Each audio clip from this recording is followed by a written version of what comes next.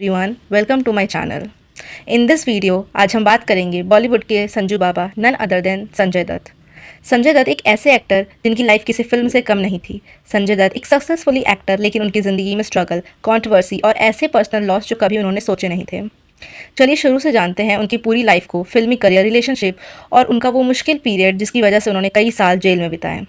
Sanjay Dutt was born in 29 July 1956 in Mumbai. वही मुंबई जो उस टाइम पूरा अंडरवर्ल्ड से घिरा हुआ था। अगर आपको इसकी कंप्लीट स्टोरी चाहिए तो मुझे कमेंट करके ज़रूर बताइएगा। Now coming to the video.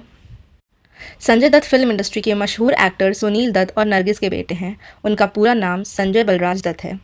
बचपन से ही उनका एक्सपोजर बॉलीवुड और फेम के बीच रहा। बिकॉज ऑफ उनके पेरेंट्स वो बॉलीवुड के काफ़ी टच में रहे।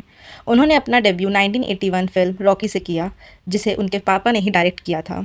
एज यूजुअल पहले भी लोगों को की वजह से ही साइन किया जाता था, पर तब अफेक्ट नहीं होता था बिकॉज उन्हें एक्टिंग आती थी। आज के नेपो किड्स की तरह नहीं, जिन्हें बेसिक एक्सप्रेशन भी देने नहीं आते। इसी साल 1981 में उनकी माँ नरगिस दत्त का कैंसर की वजह से डेथ हो गया। Again it is very shocking incident. This incident was very shocking और शायद यही रीज़न था जिसकी वजह से संजय दत्त ड्रग कंज्यूम करने लगे। जी हाँ, वो बहुत बड़े एक ड्रग्स एडिक्टर बन गए। जी हाँ, अगर उस टाइम के सोर्स की न्यूज़ को सुने तो संजय दत्त बहुत ज़्यादा ड्रग्स कंज्यूम करने लगे थे। सो ईयर 1982 टू 1985, जब उनकी डेब्यूट के बाद ही वो ड्रग्स यूज़र बन गए और लगातार 3 साल तक इसके टच में रहे। वो इससे इतना ज़्यादा इंगेज और अफेक्टेड थे कि उन्होंने इसको छोड़ने के लिए यूएस जाके रिहैबिलिटेशन सेंटर में अपना ट्रीटमेंट करवाया। फिर आया ईयर 1986, उन्होंने फिल्म नाम से अपना बॉलीवुड कमबैक किया। अनदर थिंग इज़ दैट जब संजय दत्त ने डेब्यूट किया अपनी फिल्म रॉकी से, तभी वो टीना मुनीम को डेट करने लगे। ये दोनों फिल्म रॉकी के दौरान करीब आए थे, लेकिन संजय के ड्रग एडिक्शन की वजह से टीना ने उन्हें छोड़ दिया। बाद में टीना ने अनिल अंबानी से शादी कर ली। उस टाइम की न्यूज़ को देखे तो काफ़ी सीरियस रिलेशन था इनका। जैसे मैंने बोला, 1986 फिल्म नाम से उनका कमबैक हुआ। ये फिल्म उनके करियर का टर्निंग पॉइंट साबित हुई। नेक्स्ट ईयर इन 1987 में उन्होंने ऋचा शर्मा से शादी कर ली। उनकी एक बेटी भी है, त्रिशा दत्ता, बट ऋचा की 1996 में ब्रेन ट्यूमर से डेथ हो गई। ये संजय के लिए बहुत बड़ा इमोशनल सेटबैक था। बॉलीवुड्स में 90s का सबसे बड़ा र्यूमर या बोले हकीकत, संजय दत्त एंड माधुरी दीक्षित का रिलेशनशिप। संजय और माधुरी के बीच में काफ़ी स्ट्रॉन्ग बॉन्ड था। उनकी केमिस्ट्री फिल्मों के साथ साथ रियल लाइफ में भी देखी गई है। मीडिया रिपोर्ट्स के मुताबिक दोनों शादी भी करने वाले थे, लेकिन 1993 के बॉम्ब ब्लास्ट केस के बाद माधुरी ने उनसे डिस्टेंस बना लिया। उन्होंने कभी भी रिलेशन अपना ऑफिशियल नहीं किया।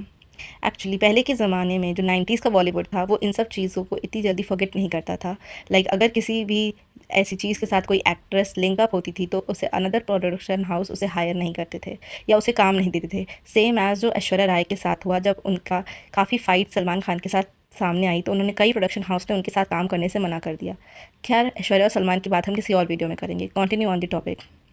देन ईयर आया 1987 से 1992 तक। हिट फिल्म का सफ़र रहा संजय दत्त के लिए। उन्होंने काफ़ी हिट फिल्म दी, जैसे कब्ज़ा, साजन, खलनायक, जो कि काफ़ी आइकॉनिक मूवी थी 1993 में, जिसमें उनका बोल्ड और डेंजरस लुक लोगों ने बहुत पसंद किया। बट सडनली न्यूज़ आती है ईयर 1993 के बॉम्ब ब्लास्ट की। मार्च 1993 में बॉम्ब ब्लास्ट में सीरियल बॉम्ब ब्लास्ट हुए। मुंबई में काफ़ी सारे बॉम्ब ब्लास्ट प्लान किए गए और ब्लास्ट हुए। संजय दत्त पर इलीगल आर्म्स रखने के चार्ज लगे। उन पर इलीगल हथियारों को रखने के भी चार्जेस लगे।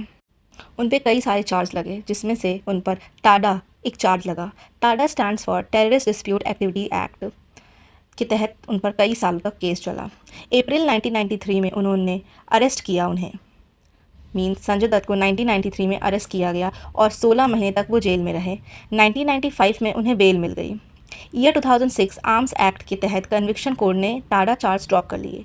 कि उन्होंने आर्म्स एक्ट में उन्हें गिल्टी पाया। उन्होंने इलीगल तरीके से अपने घर में हथियार रखे हुए थे, जिसकी वजह से उन्हें जून 2007 में 6 सालों की सज़ा सुनाई थी। अगर आप टाइम पीरियड नोट कर रहे हैं तो 1993 से लेकर के 2007 ईयर तक उन पर केसेस चले। वो जेल गए, वो जेल से बाहर आए और उनकी इस बीच में एक काफ़ी पॉपुलर मूवी भी रिलीज़ हुई, मुन्ना भाई MBBS, सो इन 2003। तो लेट्स कंटिन्यू। सुप्रीम कोर्ट का फाइनल फैसला मार्च 2013 में आया, जिसमें उन्हें 5 साल की सज़ा कंफर्म करी गई। उन्होंने 2013 को उन्होंने जेल चले गए।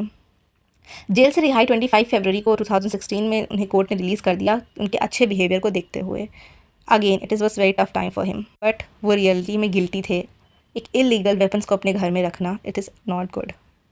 इवन जब आप एक इतनी पॉपुलर पर्सनालिटी हो, बट उस टाइम पर इतना लोग जज नहीं करते थे, इतना ऑडियंस नहीं समझती थी, बट अगर इस टाइम को देखें तो ऑडियंस इतनी क्विक हो चुकी है कि वो अपने फेवरेट एक्टर एक्ट्रेस को उनकी गलतियों के लिए कॉल आउट करती है। इफ़ अगर वो गिल्टी हैं तो वो उन्हें पॉइंट आउट करती है, ना कि उनकी गलतियों को भूलती है। सो बात करें अगर रिलेशनशिप की, तो इन ईयर 1998 में संजय ने मॉडल रिया पिलाई से शादी की। उनका रिश्ता कुछ साल चला, लेकिन कंपैटिबिलिटी इशू की वजह से 2005 में उन्होंने डिवोर्स कर लिया। जैसे मैंने आपको पहले बताया था, उनकी वाइफ रीचा शर्मा की डेथ 1996 में हो गई थी।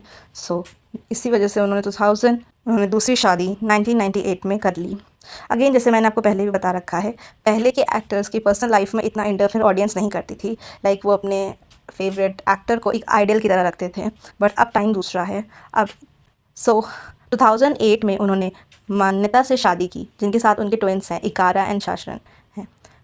मान्यता ने संजय के मुश्किल टाइम पर उनके साथ थी और वो अभी भी साथ में है।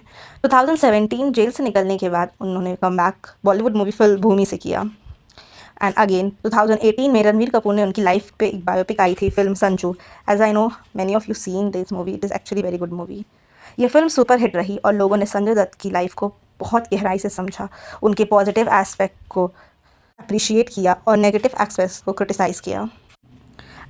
और अगेन 2022 में साल की सबसे बड़ी मूवी में KGF चैप्टर 2 में उन्होंने एक पावरफुल रोल को प्ले किया। उन्होंने अधीरा का पावरफुल विलन रोल में प्ले किया और उस साल की वो सबसे बड़ी मूवी थी। नॉर्थ के ऑडियंस के साथ साथ साउथ की ऑडियंस भी उनकी परफॉर्मेंस से बहुत ज़्यादा इम्प्रेस हुई। उन्होंने अपने करियर में एक स्टैंडर्ड शो किया है। लाइक उनकी मूवीज़ हिट रही हैं और जब भी उन्होंने कम बैक किया, उन्होंने काफ़ी पावरफुल स्टोरी लाइन से कम बैक किया है। और हम सब की फेवरेट मूवी तो है ही हमेशा से मुन्ना भाई MBBS। Thank you for watching and I hope you like it. और किसके बारे में आप जानना चाहेंगे हमारे कमेंट में बता दीजिएगा। अगर वीडियो पसंद आई हो तो लाइक करें और चैनल को सब्सक्राइब करें। Thank you for watching.